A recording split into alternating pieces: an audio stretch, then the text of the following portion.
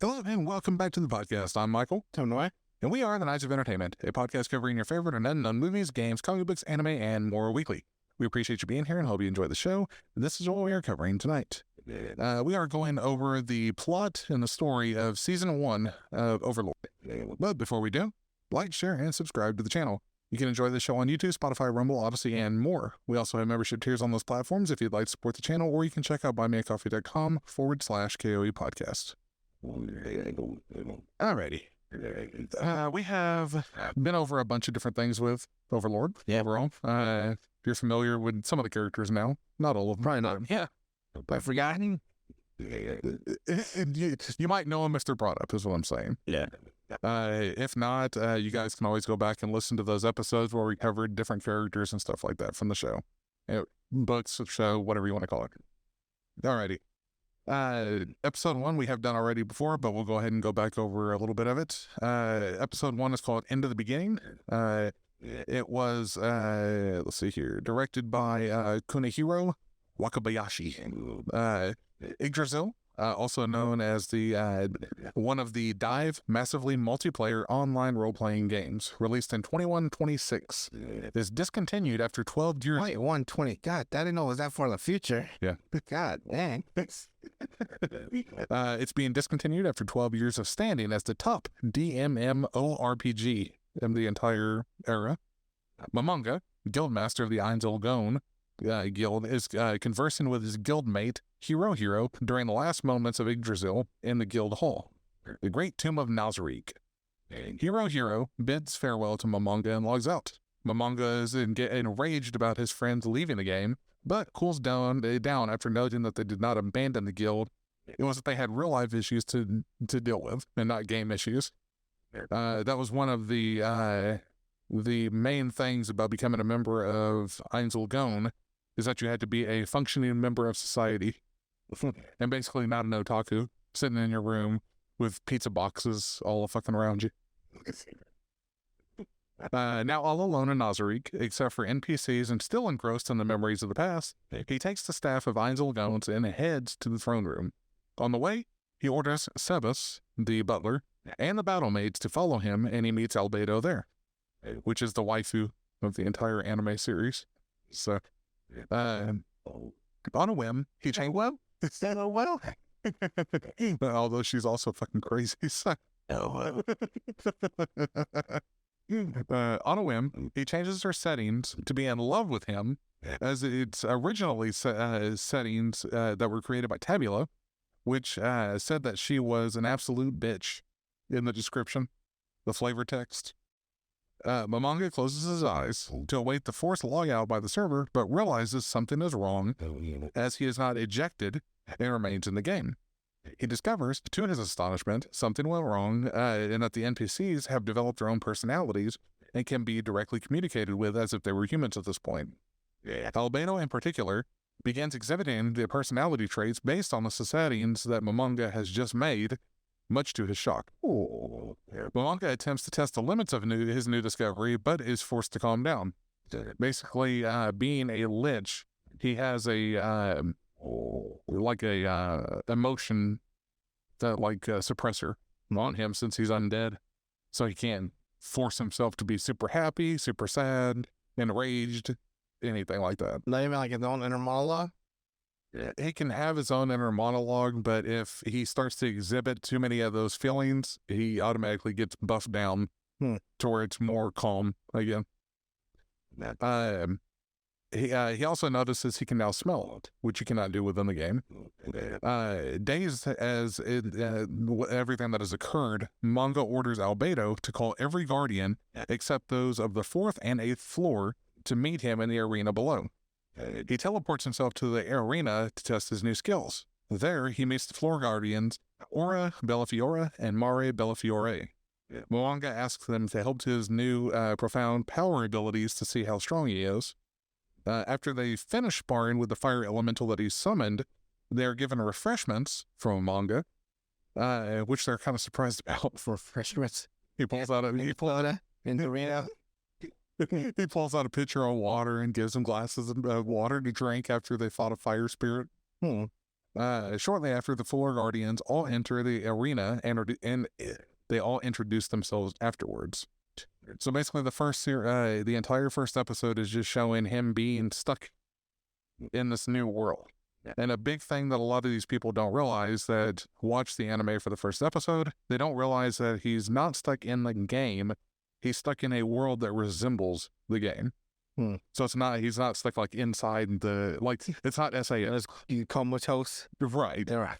It's not Sword Art Online. So I guess technically there's a version of him in this world, and then his real version left. Like they're parallel. I think probably because they never say what happened to his actual body, like what happened to his. Maybe it's just like split in two. So I think that might be what happened. The version of himself that liked the game is now playing that real life thing forever, Right. and his real self is just living his life normally. That's what I think so too. That's wild. Yeah. Imagine if your mind split into two, where you keep living out everything that would have happened if you, like, from a certain point, and then the other person's perspective, oh, well, something crashed and now it's over. Yeah, you just go about your day. Wouldn't that be weird? There's a game called Soma like that, where you take a part in this test when you're for some brain stuff, Mhm. and then you're into your memories and everything are uploaded into a program, I guess, and you wake up like 100 or 1,000 years later in like a fucking wetsuit that's now like a robot. So you're basically a robot, Yeah. with your human memories, and at a certain point you need to upload yourself to a different water suit because it's all underwater. So to survive like a different spot of the ocean, Mhm. and basically what you do is you download yourself to the second form, but now you're still you in this form, and the new you's basically what happens is you get transferred to the new you, and you end up killing the old you. It's not whether it's not two of them. Right, but now that's the crazy thing. Like, if it's like me, right? Mhm. But then if there was another version of me that just was formed, if you kill me, I'm dead. Like, per me, like my own conscience, like your conscience doesn't transfer over, is what I'm saying. Right. Now you're It's just just a copy. right, and that blew my fucking mind because like basically I was a second person in the second part of the game. Yeah. Because I deleted the earlier one. That was like, that's fucking depressing as fuck. Because isn't it where I think I know what game you're talking about, but where if you decide to spare them, basically they just think that the uploader didn't work and they go do something else. No, they die. No, I'm saying if you don't kill them. No, you have to kill the guy. I thought there was a way around that. No, you delete the other version of yourself, and then you move forward. No, I'm pretty sure that you can spare them too. No, and someone like it's like a cutscene. They kill him off It might be a mod then. because then like you upload yourself to a program in space that's like a paradise of Eden for everybody, and you see both of them. You end up destroying the last functioning underwater facility, and you're just left alone in the dark. And then the other copy gets to go to fucking Eden and live happily ever after. And you're like, well, fuck me then. So I guess I get fucked over. And you play both. You play the one that got fucked up, and then that cutscene goes away. Then you wake up and you play as the other one in the fucking fabulous paradise. I fucking hate that game now. Soma, look it up. You'll love it. Moving on to episode 2. Title is Floor Guardians. So the Floor Guardians of Nazarick enter the arena and introduce themselves. Guardian of the first, second, and third floor is Shoutir Bloodfallen, which we've talked about before. She is a vampire. Then enters Cocytus, Guardian of the fifth floor. That little cockroach thing? No, Cocytus is the big, icy, The ice one, yes. the blue one. Yeah. Cocytus is basically Japanese for ice, Oh. or Cocytus. Because I heard this cock. I just assumed cockroach. The Guardian of the fifth floor, whom a manga tells is the definition of a warrior, finally enters Demiurge, the Guardian of the seventh floor, which is a true demon. Along with him enters Albedo, the overseer of the Floor Guardians. They, upon arriving, at once pledge their loyalty to Momonga. At this, Momonga is greatly pleased, and then sees Sebas comes and reports that the guild hall was somehow moved to an unknown location. This is whenever he finds that he's not in the game world anymore. Manga is astonished as this starts to strengthen their defenses, and he requests Mare to use his earth magic, which is the gender bender kits. Oh, the one with the thigh highs? Yes. Boy, yeah. Yes. He has him use his earth magic to blend the Great Tomb of Nazari into the surrounding area and to give the Guardians their respective orders, and leaves.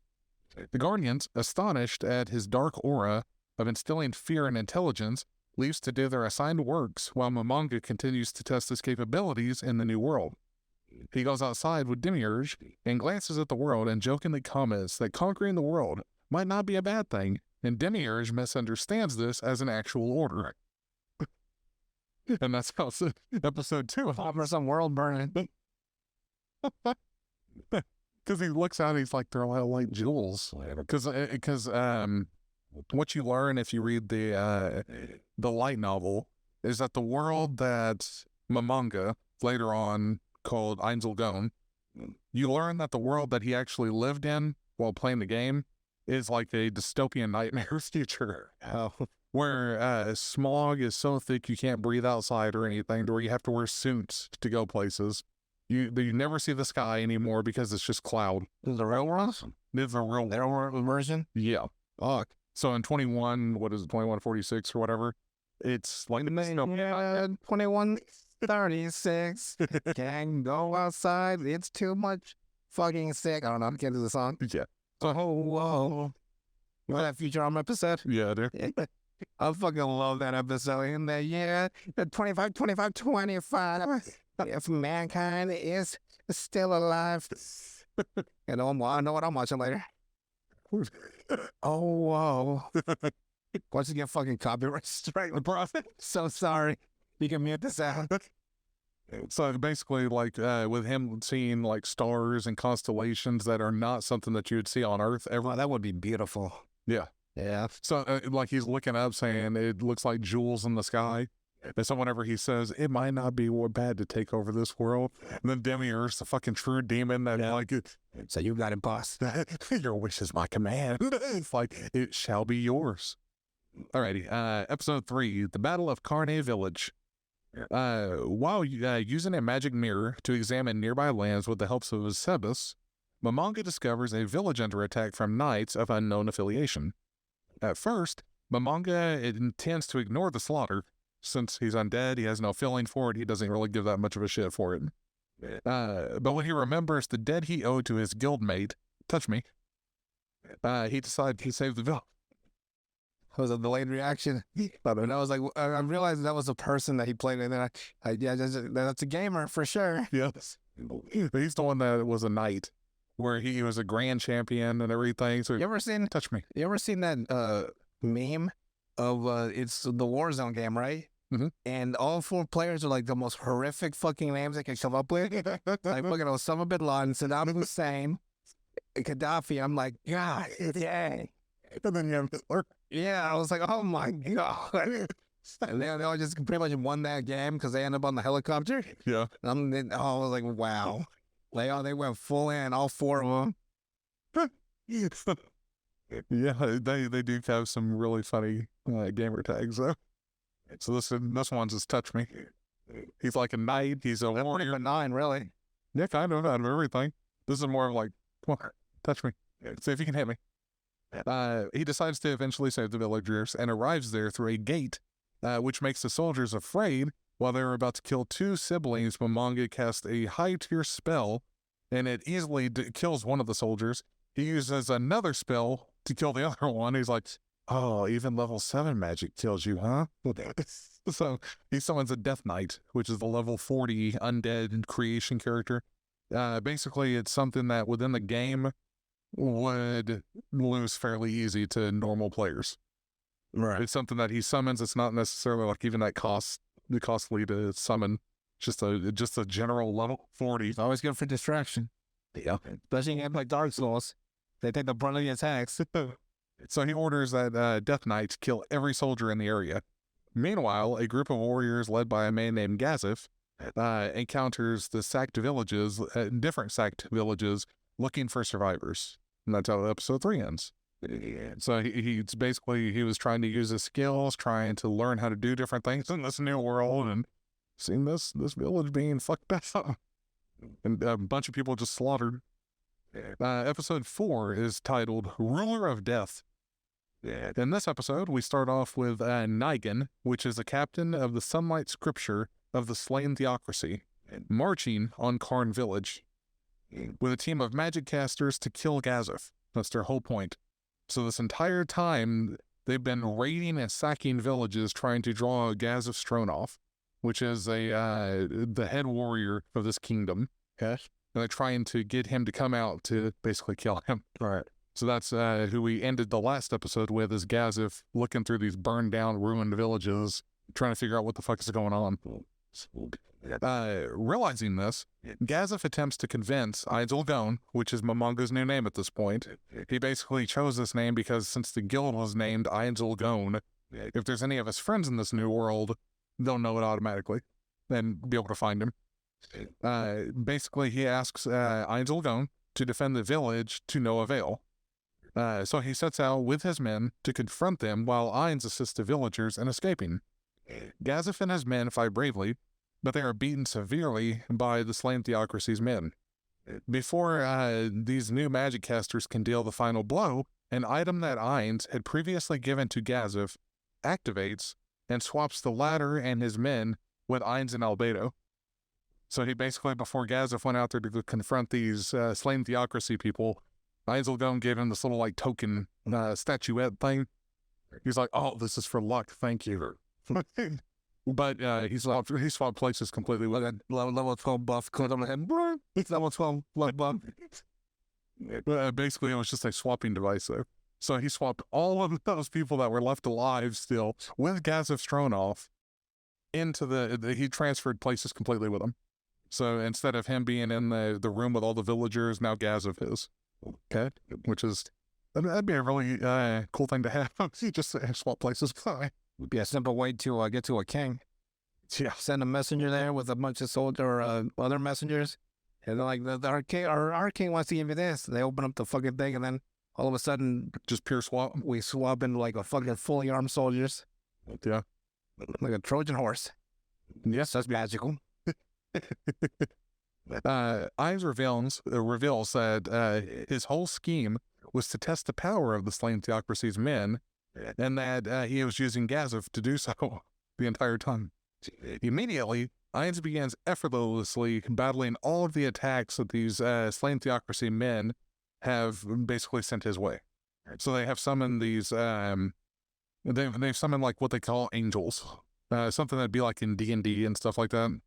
But he's like just knocking the shit out of them. Like, it's like, is this all you have? Just slamming them into the ground, making them being destroyed. This leads the leader, Nigan, to activate a 7th tier spell, summoning a powerful angel to attack Ainz. The attack barely inflicts pains on Ainz at all, which he scoffs about. Albedo, however, is infuriated that someone had hurt her beloved Ainz and threatens to massacre them all. So this guy, he summons this supposedly the highest tier angel there could ever be. Once he finds out that Ainz can destroy the lower level ones fairly easy. Yeah. So he summons this like, this is the highest of the high. Summons this angel and it attacks Ainzel Gon while he just stands there laughing in a pillar of light. He's like, oh, so this is what it feels like to take damage. And then you have Albedo now, since she was in love with Ainz, where it's like, how could you hurt my beloved? Want to kill them all. Ainz calms her down, and then proceeds to obliterate these. Yeah, baby, don't you worry. I don't see how he would calm her down. All he said is, what was it? He still wants. I think it was like Albedo. Like, it didn't take him much. Oh. He's like, oh, I'm sorry. Fucking nuts your pants. Pretty much. So he calms her down, and then he proceeds to obliterate the angel with a black hole. Like, just in one shot. Just destroys it. Was it a super graphic? It would be hilarious. He gets into a black hole literally. He just gets crushed bone by bone. Well, the angel got like twisted into this black hole. So. You ever seen that from Loki? No, from Thor Dark World? The little black hole grenades? Oh yeah, It's yeah. like just inside of him, like, yeah, nah. The fucked up way to die. So dumbfounded and horrified at the power that Ainz has displayed, Nigan begins to beg for his life, saying, "Please, please, don't kill him." Don't let me die a virgin. Laughing, Ainzel Gons responds by quoting one of Nigan's previous statements, saying, he basically, whenever he joined the battlefield to begin with, whenever he swapped places with Gaza Stronov, he said, "Kneel before me, and I'll give you a quick death." This is the same thing to him? That's what Ainz had told them. He's like, "Kneel, and you'll have a quick death." And now he's begging for his life, so he doesn't get a quick death anymore. So like Rick Grimes, this man, I made you a promise. He just fucking kills him with machete.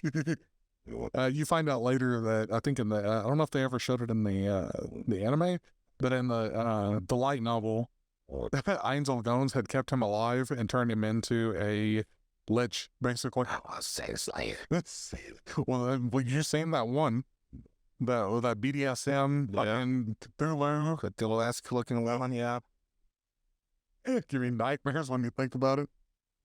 After the battle, Ainz returns to Nazarick and announces his name change and their goal of spreading his new name, Ainzel Gon, across the new lands. However, his servants misinterpret this as a declaration that he wants to rule the world.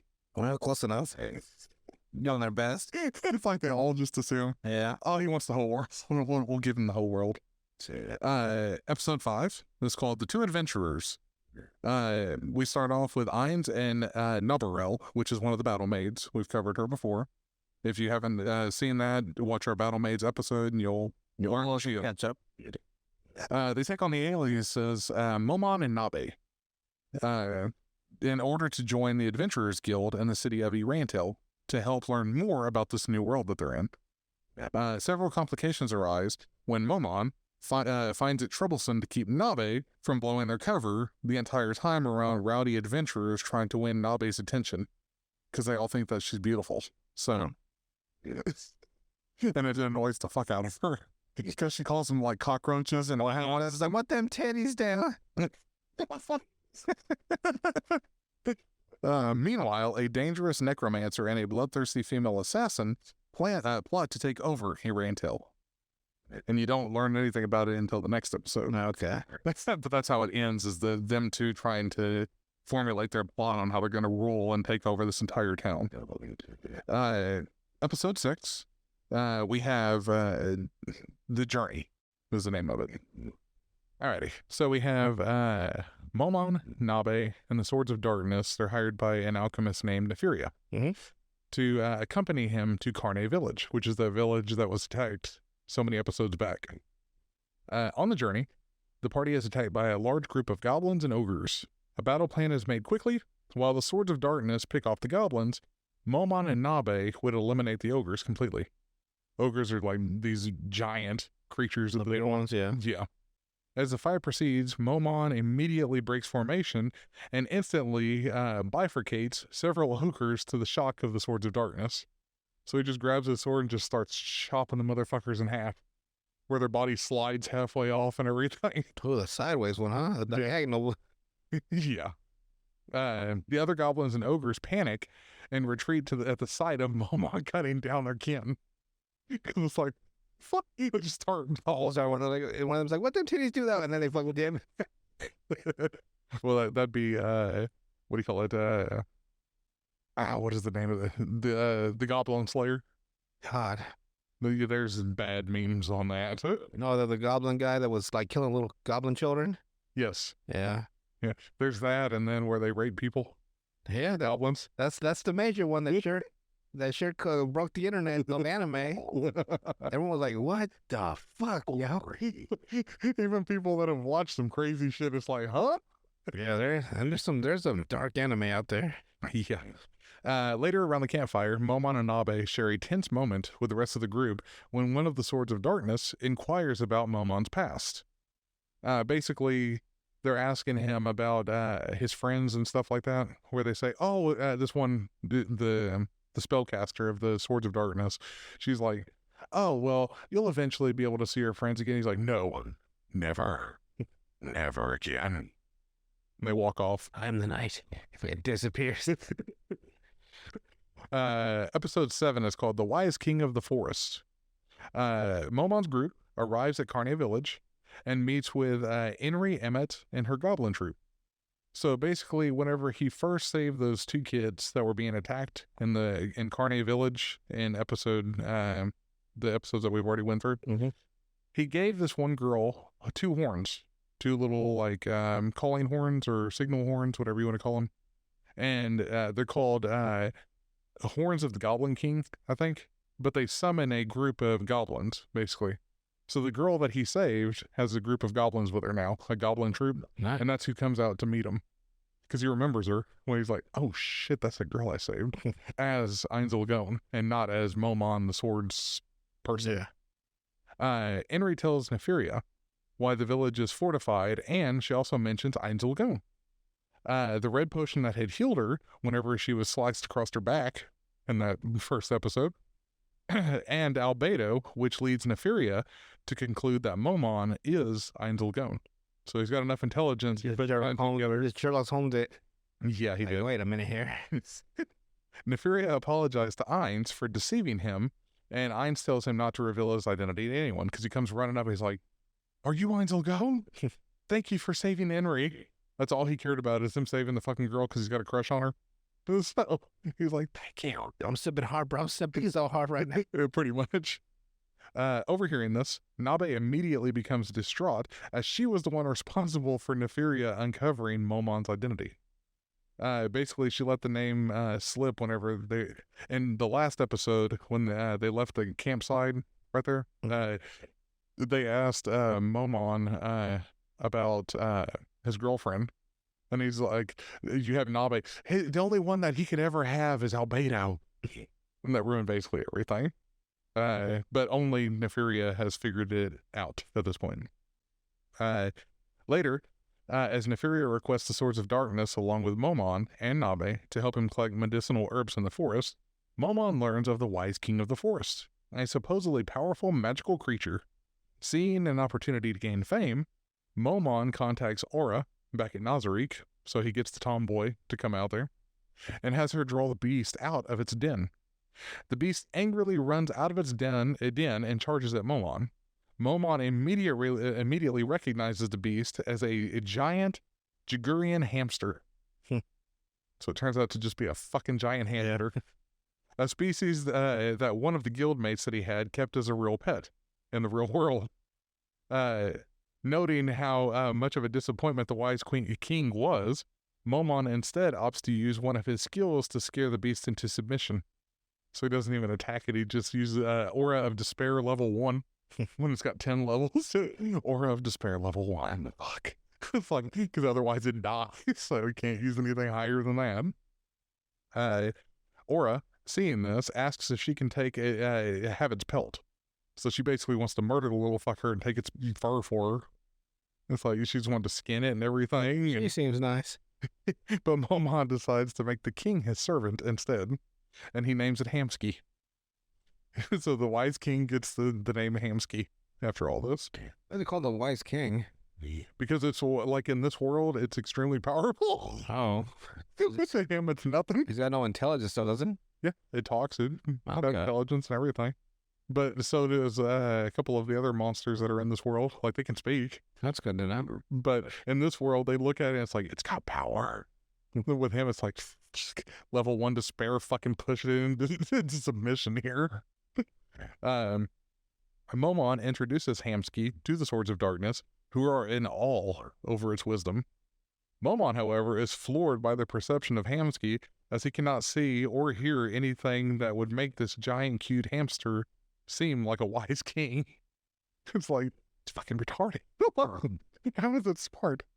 After successfully collecting the herbs, the group returns to Erantel. Momon and Nabe then part ways with the group to register Hamsky, while the Swords of Darkness return to the pharmacy for their payment from Neferia. Basically, you have to register not items, but register beast and stuff like that within the guild. So they do that, and then the Swords of Darkness go with Neferia to get their payment. So wait, you get a fucking permit after 10 to 6 business days? What the fuck? Kind of random. The group is intercepted by Clementine, however, who menacingly mocks the group. Clementine is the one that was conspiring with the old man to take over this town a couple episodes Oh, back. yeah. So we get to see her and we get her name at this point. And she is a fucking psychopath. But what them titties do? They're there. They got that anime jiggle. No, she's not like extremely busty. No. But she is kind of a hoe. Like the way she dresses, but she's also fucking crazy. Like she tortured this one dude where she stabbed him through the eye, and then I was like, foreplay to me.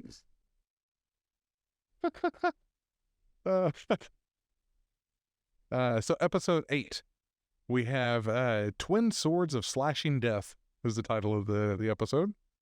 So Clementine appears in front of Neferia to kidnap him. The Swords of Darkness attempt to buy time for Neferia and Nina, his aunt, his aunt, I think, or his mom, to escape. But Khajiit, which that's a really unique name there. Sure sounds like some Elder Scrolls stuff. Yeah, he's the old man that was plotting with Clementine, though.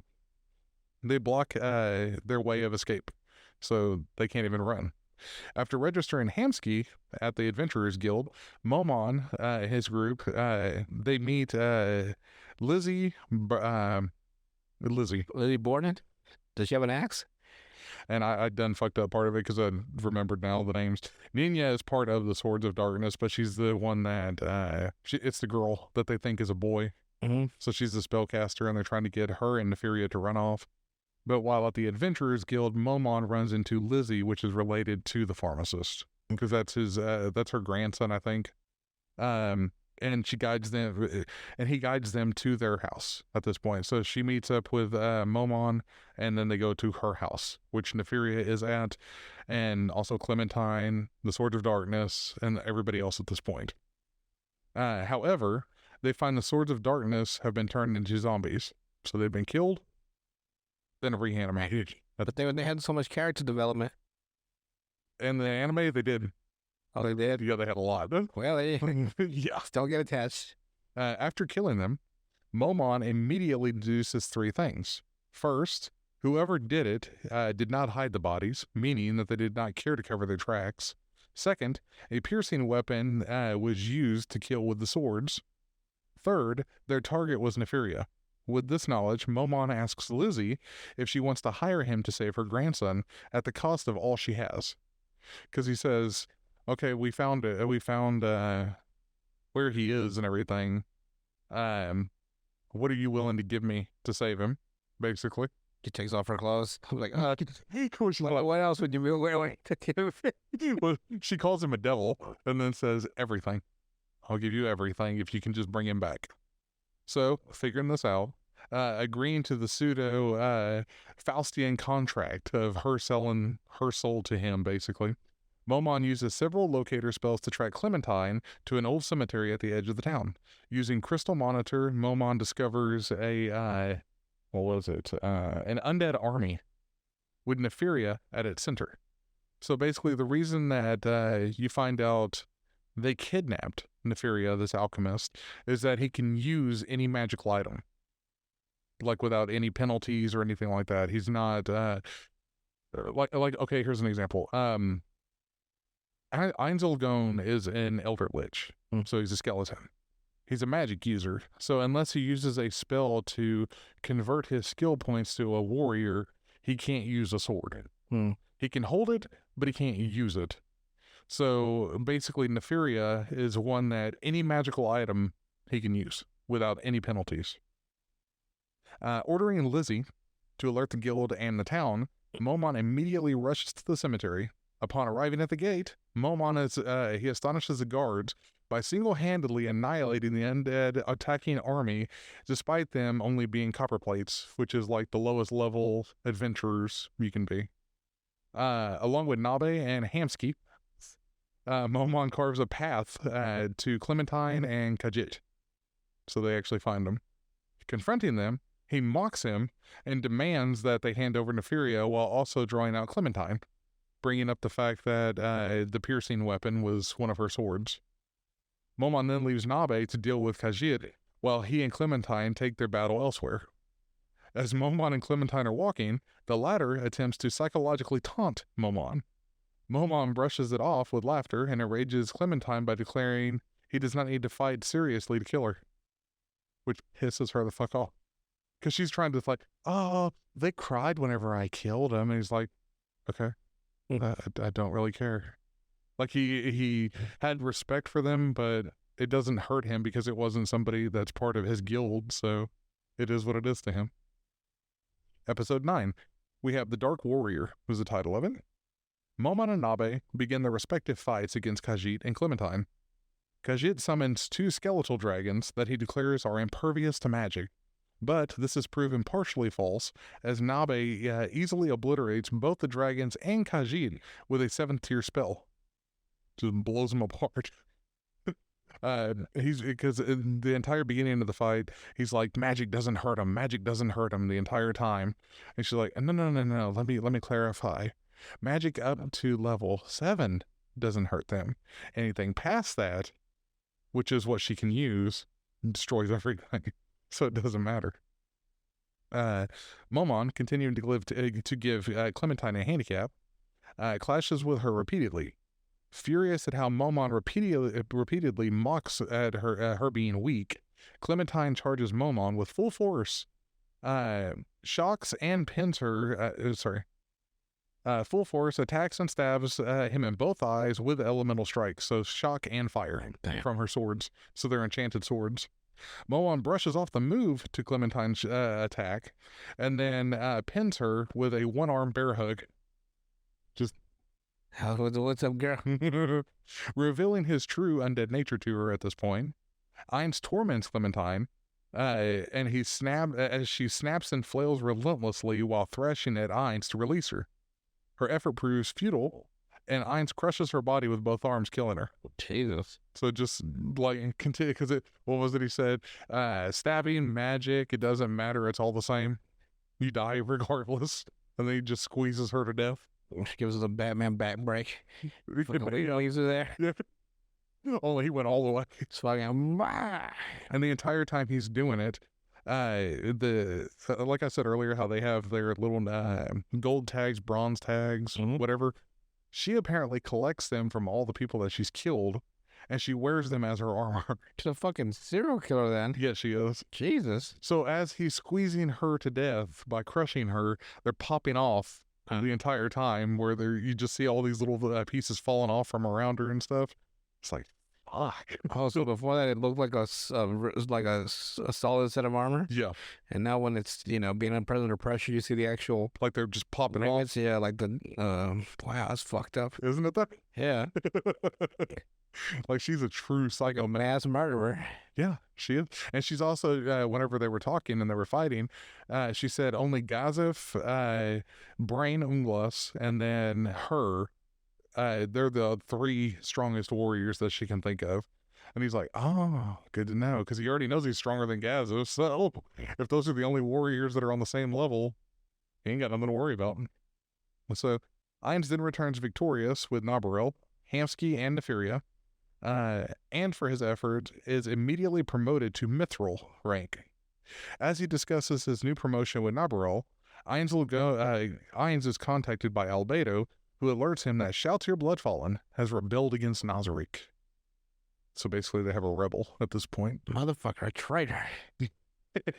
That's how episode 9 ends. Then we go into episode 10 called True Vampire. So now we get the backstory with Shalltear leading up to this event. So yeah, One Piece backstory. Yeah. Not a full backstory, but we go back just a little bit to when Shalltear left Nazarick to begin with, like during this whole thing. So Shalltear is outside of Nazarick, trying to find martial arts users with Sebas in Solution, which is one of the battle maids, the slime battle maid. Basically, that was something that was tasked to them by Ainz. He's like, find people that can do kind of what Gazif can do. Well, to make sure they can do karate. Martial arts are more like, they're almost like magic. So they can do fire karate. fire bending. Basically, yeah, that's what it sounds like. So after encountering some bandits, she sends Sebas and Solution back to the kingdom and goes to the bandits' base. This is where I was telling you about before, where Solution basically absorbed people into her boobs. That happened at this point. So, when she confronts their leader, Brain Unglos, who is also a known martial arts user. However, he is so weak compared to her that she does not even realize that he's using them at the time. He's so far below her that it's like, oh, you use martial arts? Wow, that was nothing. So it reminds me of that Britney Spears comment from Justin Timberlake. Have you heard it around? Man, fucking threw that motherfucker right under a bus. Told him I was ready. Put it in. He's like, it's already in. My world collapsed. I'm like, what the fuck, girl? Just assume it's got a small pee-pee. So basically, when he was getting ready to fight her, he's like, he has this ability to where he can sense anybody in his area and attack automatically. And she's like, oh, have your preparations been laid?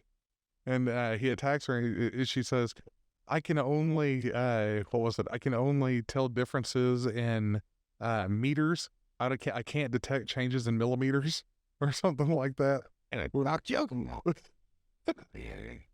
Well, she is a sadist, so it wouldn't be too surprising. After he runs off, after seeing that he's never going to beat her, like he runs off crying. Smart man. Get the fuck out of there.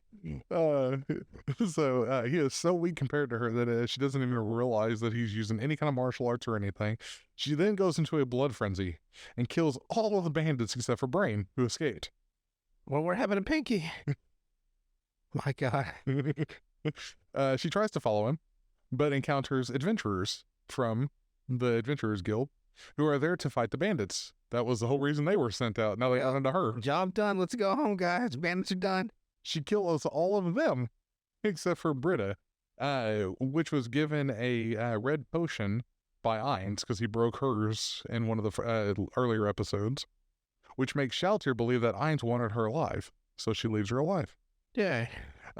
When she realizes that one adventurer was set to run away beforehand, and that everything was not going right, she tries to find him, but ends up being attacked by some unknown people who attack her with a weapon that she has never seen before. Is it a gun? It's one of the world items that we talked about in one of the earlier episodes, where they're like extremely powerful. Yeah. But not before she manages to wound the user that's using that world item, so she fucks her up with her lance.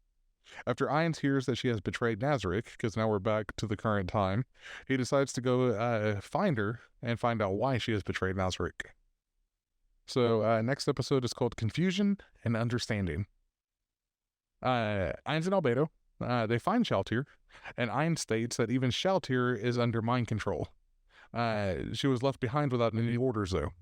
So basically, when they use this world item on Shaltir, it's called Downfall of Castle and Country.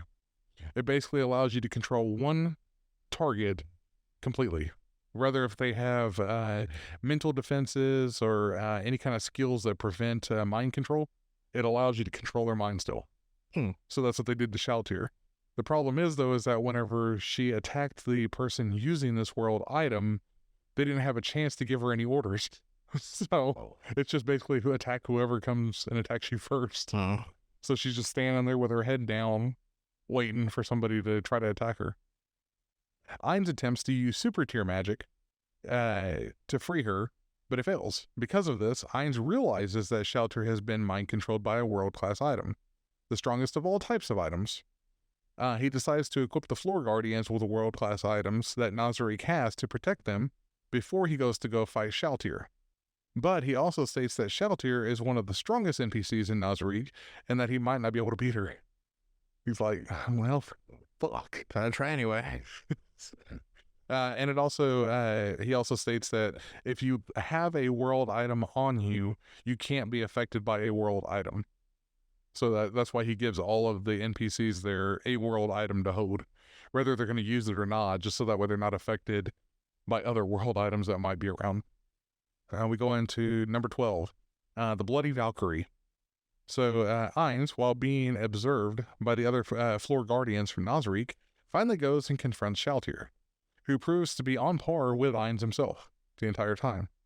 But Ainz beats her with a special move, after which she uses a skill to prevent her death, because she's got a whole list of fucking abilities that she can use as well.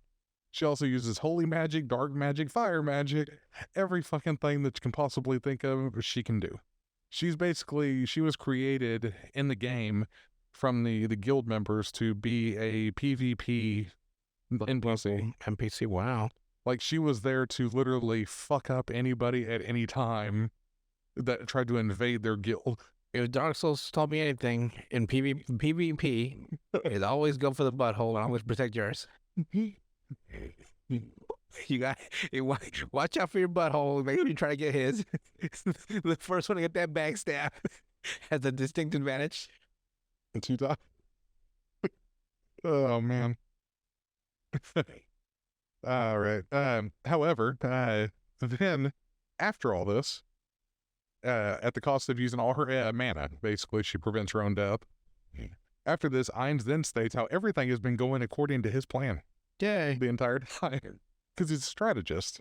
Like, she's an NPC, like, she's extremely strong, but she doesn't think ahead. So, he did. Episode 13, Player versus Non-Player Character is the title of it. Ainz and Shalltear Bloodfallen continue their fight. However, it is revealed that the outcome of their fight was already predicted by Ainz. Using the knowledge of Shalltear and everything about her provided by her creator and his friend, Perarancino, he had a whole battle pre-planned against her the entire time, so he knew how he was going to try to beat her. He made her he basically forced her to use skills that she wouldn't, if she was using her brain, she wouldn't use needlessly throughout the entire fight, and like mana and stuff like that. She used everything recklessly just so that way she could prove that she could beat him, basically, because as a non-player character originally, she doesn't have those strategy ideas in her mind. Right. When his MP reduced, magic points anyway, he changed to a warrior class and used the world champion armor, which belonged to his friend Touch Me. So now he's got world champion armor on, and he's fighting as a warrior rather than as a mage. Then using various cash shop items. So he's one of those kind of characters that love to buy that shit. Those like gotcha things and stuff like that. Like traps and stuff? I guess it'd be like, what do you call it? Pay to play. Oh, one of those. Dirty motherfuckers. I'm thinking of the Japanese word for it because they call them gotcha, where it takes so many times to get what you want. Oh, yeah. Yeah, he was a pay to play. That motherfucker. Or he spent a lot of money in the game.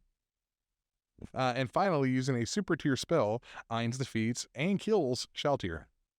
Then back at Nazarick, Ainz resurrects Shalltear with 500 million gold of the treasury that they have in Nazarick. How much it took to revive her? Yeah, 500 million gold. Dang. Like, she was an extremely costly NPC. However, Shalltear has no memory of her time under mind control. Although it is revealed that the Slain Theocracy was responsible for it, they haven't made plans yet. We then have Ainzel going back as Momon. So we have Momon and Nabe return to the guild to look for a new job. And it is shown that they have been promoted directly to Adamantite class, making them the third Adamantite party in the entire kingdom. So they're one of the top three. And that's how episode 13 ends, and the season ends. We end with him beating Shalltear and then reviving her. And now she's working for him. Again, yes. Cool. And she does learn later on how to be not as stupid. Yeah. Because I think in season 2, all of season 2, they basically treat her as a little kid that's stupid. So they don't give her any kind of super important tasks or anything like that. I think she's just in control of the gate to and from Nazarick the entire time. Jeez. Like, she doesn't do anything else. All because she fucked up in this. And she never lets herself live it down either. So, she was very reckless in the way she fought. She had no strategy whatsoever. But after this, she actually takes some effort to get better. And that's whenever you also learn that the NPCs can actually get stronger. So, that's a new one. And they're already level 100. Yeah. Like, they may not be gaining levels, but they can gain experiences that help max out their skills. Yeah. Like they might not gain like actual new skills, but like they're learning how to do other things that they weren't programmed to do. So, but we might do season 2 or something like that, maybe next week or the week after. Cool. But that is everything I got. Anything else to add tonight? I want a world idol. Just be like a pair of boxing gloves. Should be giving out hands. Just giving them hands. Just be some random dude walking around with the most OP fucking weapon. Just hands. Just fucking throwing hands. All right. Well, with that, we will see you guys on the next one.